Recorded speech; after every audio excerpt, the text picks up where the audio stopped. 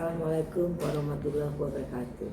Saya Budiwati Sani, guru kimia SMA Negeri 3 Bandar Lampung. Apa kabar anak-anak? Sehat-sehat selalu tentunya. Dan kita mulai belajar kimia sifat koligatif larutan. Selamat mendengarkan. Hari ini kita akan melanjutkan materi sifat koligatif larutan non-elektrolit. Titik beku larutan lebih rendah daripada titik beku pelarut murni. Di sini titik beku air sama dengan 0 derajat Celcius. Berarti titik beku larutan di bawah titik beku pelarut murni air.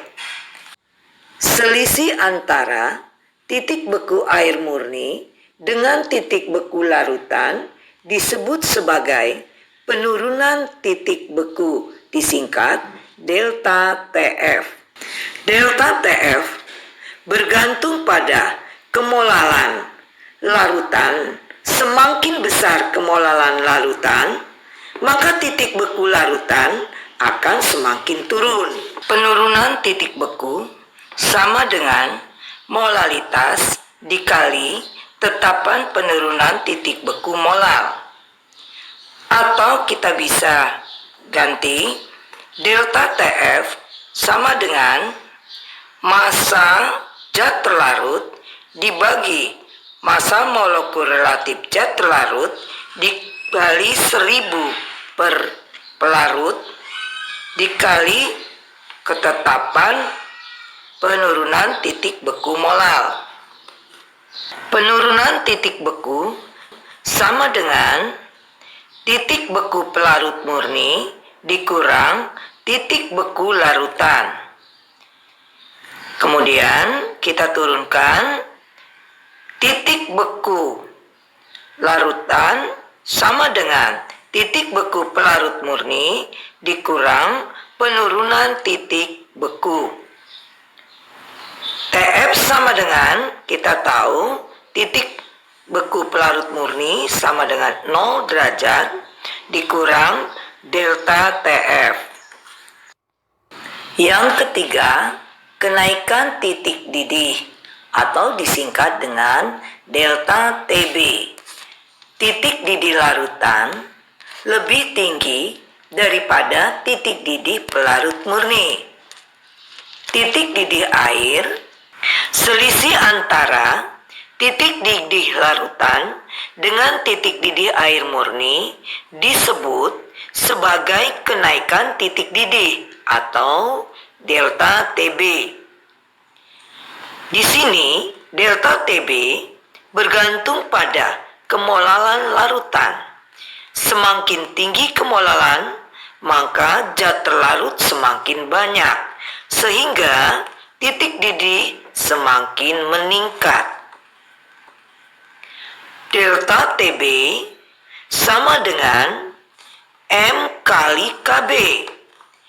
M di sini bisa diganti dengan gram per mr kali 1000 per P kali KB.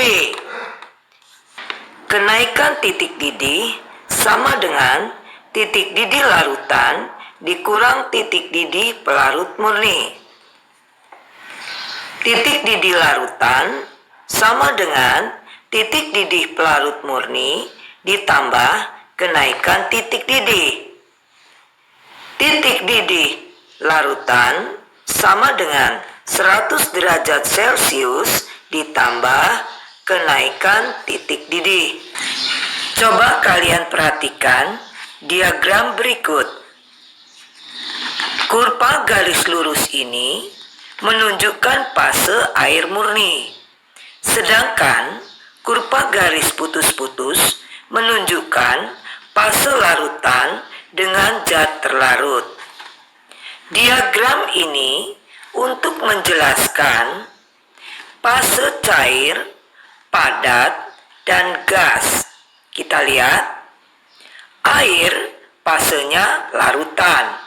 Kalau mendidih berarti menjadi gas. Artinya lebih besar dari 100 derajat Celcius. Selisih antara dua titik ini disebut kenaikan titik didih, disingkat dengan delta TB. Air titik bekunya 0 derajat Celcius. Jika membeku akan menjadi padat.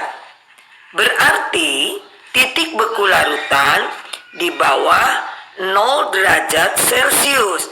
Ini biasa disingkat dengan min 0 derajat Celcius.